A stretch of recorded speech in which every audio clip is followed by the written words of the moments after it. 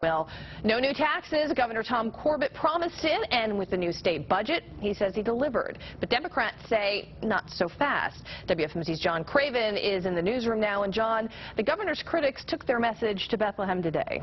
Yeah, Wendy, and according to them, no matter what the governor says, you will end up paying higher taxes to pay for schools.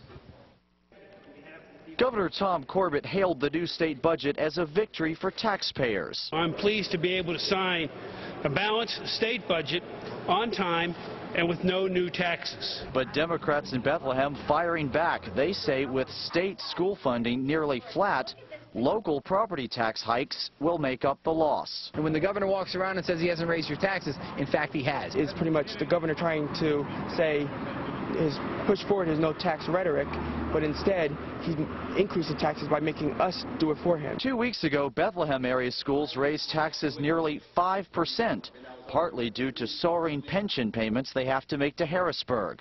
But the new budget does include 43% more money to defray pension costs, plus $100 million in block grants to help pay for kindergarten. Corbett originally wanted to cut the program. More than $11 billion, 40% of the more than $27 billion in this entire budget goes toward education. As for state universities and community colleges, there's no new money for them after major cuts last year. Tuition for state schools throughout the Commonwealth of Pennsylvania are going to continue to rise dramatically and make it harder and harder for the middle class to afford to send their kids to college. Not true, says the governor. We've restored funding to those institutions to the same level as last year. In return, these schools have committed to keep tuition as low as possible. In fact, Rob and Wendy, most state colleges have already agreed to cap tuition increases this year to the rate of inflation. Again, as the governor stated, that was in exchange for no further funding cuts out of Harrisburg. Live in the newsroom, John Craven, 69 News. Thanks, John.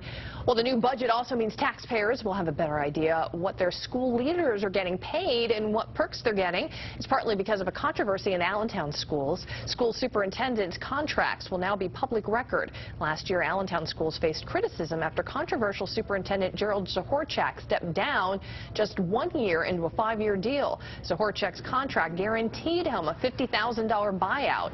The district also created a nearly $200,000 consulting job for Zahorchak.